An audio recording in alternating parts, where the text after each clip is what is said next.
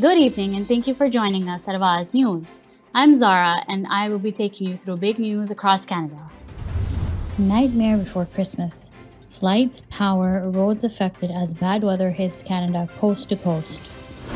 WestJet cancels Friday flights at Toronto Pearson Airport due to storm. Here are the bills, big and small, that politicians will be looking at next year. More than 100 vehicles involved in collisions on Highway 401 near London as winter storm wallops southern Ontario. What flu strain is circulating now and why so many kids are getting sick? Canadian film Eternal Spring misses Oscar race for Best International Feature. Trudeau not sure if domestic production is the answer to ongoing medicine shortage. Toronto to ring in the new year with waterfront fireworks displays. Those were the headlines. Now let's jump to the details. At least one weather warning in every province and territory. Hundreds of thousands without power in Ontario, Quebec. Hundreds of vehicle collisions in southwestern Ontario, police say, including a 50 to 60 car pileup on Highway 402. Many flights cancelled at major airports including Vancouver, Toronto, and Montreal.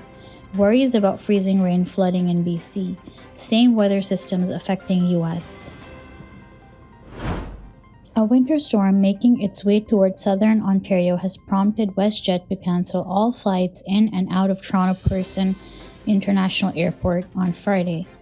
The airline made the announcement on Thursday evening.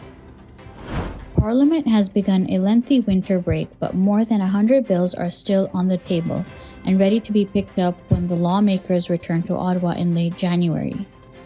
Some are major Liberal priorities.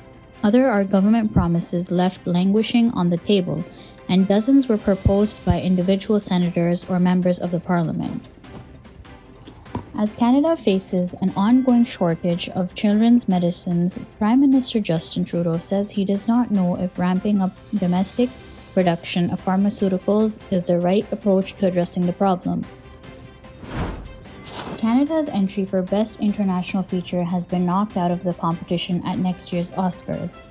The Academy of Motion Picture Arts and Sciences has announced a short list of films that will advance to the next round of voting in the category, and Eternal Spring is not on it.